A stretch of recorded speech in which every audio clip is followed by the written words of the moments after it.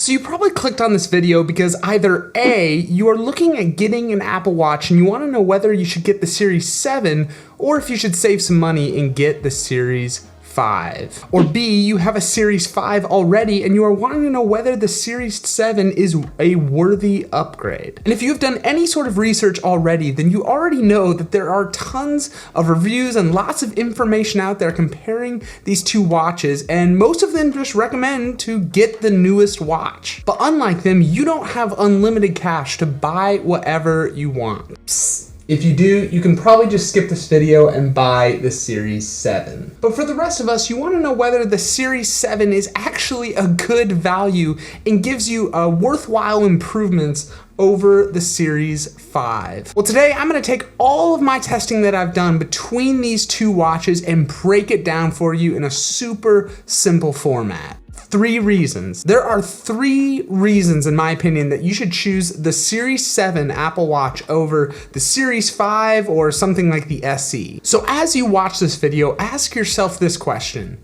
Are any of these 3 reasons mentioned super important to me? Because if so, then you will probably want to get the Series 7. But if not, then save your money and get the Series 5 or the SE. Easy enough? Let's jump into it.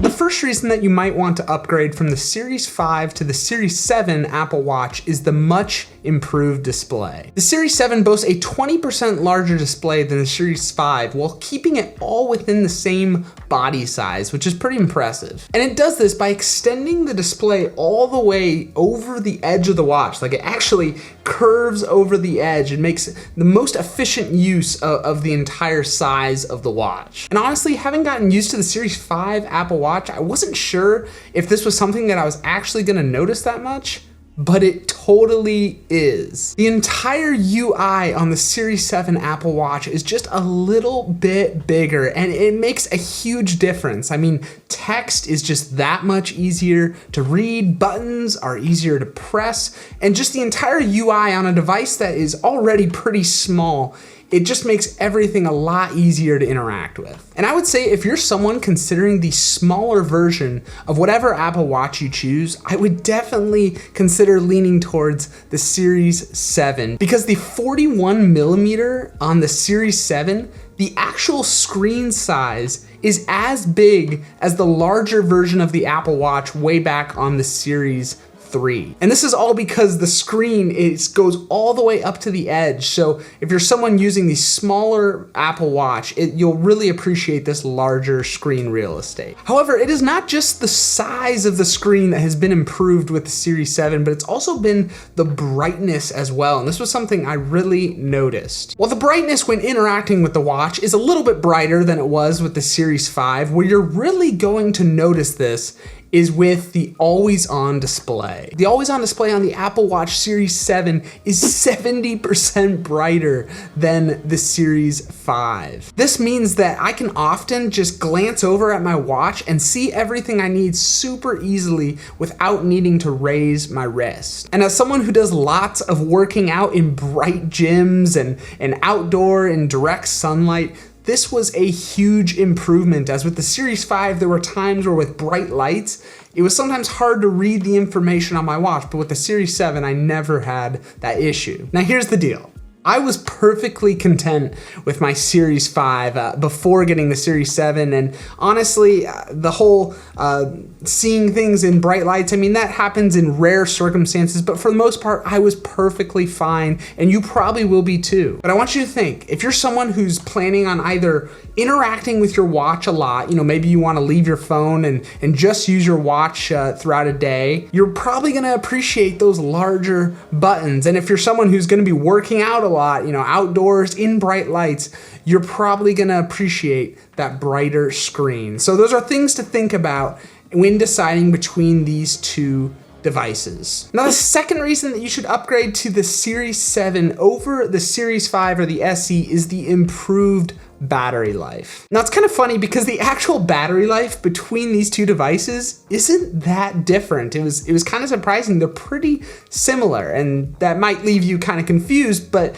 where the real game changer comes is how much faster the Series 7 charges over the Series 5. Double the charging speed. You heard that right. The Series 7 charges twice as fast as the Series 5, and it's something that you notice immediately. And let me explain why this has just been so game-changing for me and why it might be for you as well. For so long, I've been confused as to why Apple has been adding and putting so much focus in sleep tracking with the Apple Watch when it's a device that doesn't even last over a day. And so naturally, I plop it on my charger when I go to bed, as many of you probably do, and charge it up through the night, and I'm not able to track my sleep. And the other option I had is I could wear it during the night, but then I gotta dedicate at least an hour, maybe even more, for it to charge up, and I don't really have that much time in the morning to leave it on the charger, so I tried this for a while, and I would have to maybe charge it in the morning and then think about it again later in the day. And then as I'm getting ready, I'm not,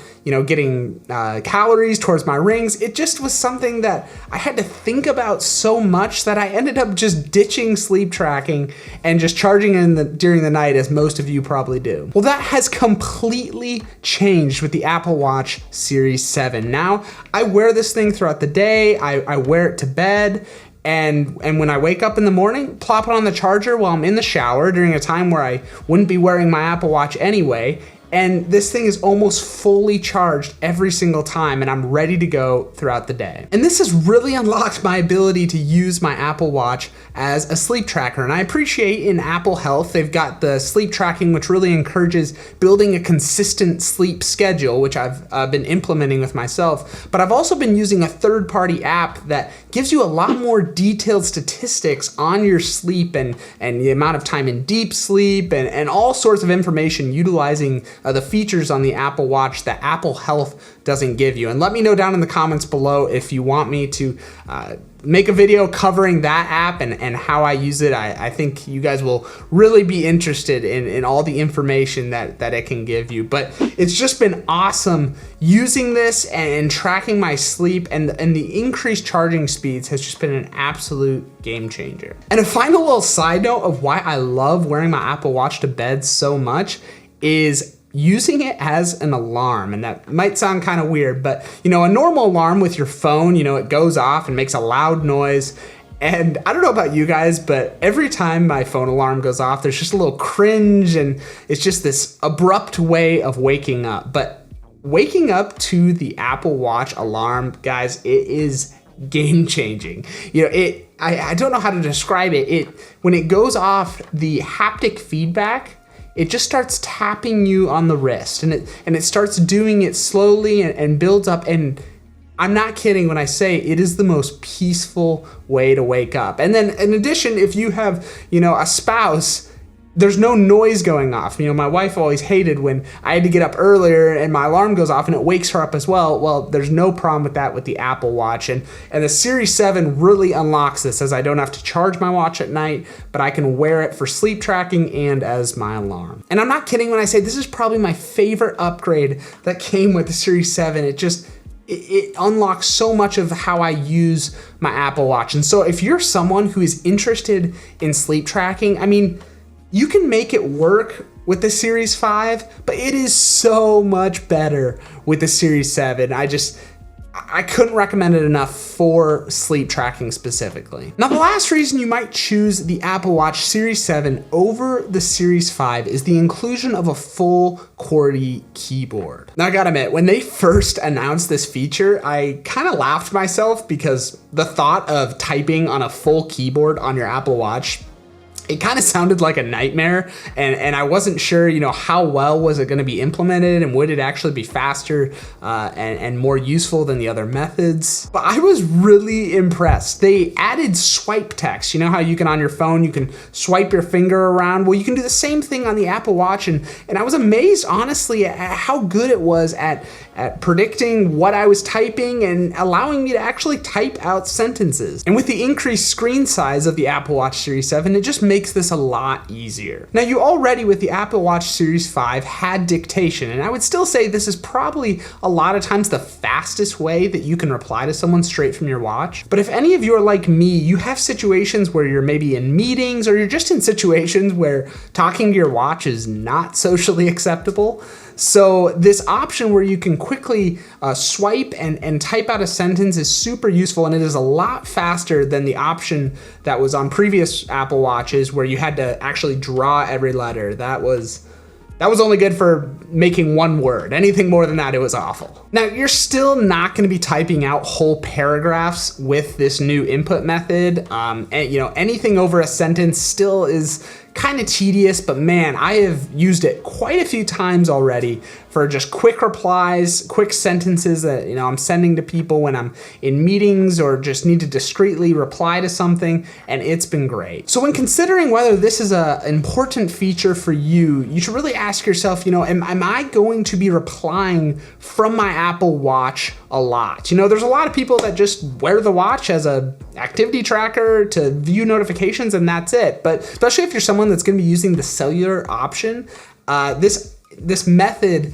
of typing on a keyboard when you're out and about and you've left your phone is going to be really helpful. I think for someone using that option, this is going to be a huge upgrade. And so if I were you, I'd ask myself, are any of those 3 features mentioned a big deal to me? Do I need a larger screen? Would the faster charging speeds allow me to do sleep tracking? Is that super important to me? And do I really value the QWERTY keyboard? There are plenty of other tiny differences between these watches, but I really think that those 3 questions are the main things that you're gonna want to consider when deciding which one of these to choose between or whether to upgrade from the Series 5 to the Series 7. But I'm not gonna be like the other reviewers out there and just tell you to always get the newest thing. Honestly, the Series 7, it's great. But if you don't need those 3 things, definitely go with the Series 5 or the SE. I mean, they are still incredible watches. They will last you great, and you'll still get the full Apple Watch experience. And whichever one you choose, the next step you're gonna wanna take is to discover what are the best apps to download on my new Apple Watch that I just bought. Which apps really unlock its features the most? Apps, like the sleep tracking app that I mentioned. And so if you want, you can click on the card next to me and I will go through the top apps that I have found to just really unlock my Apple Watch experience. And so I hope you can check that out. Until next time.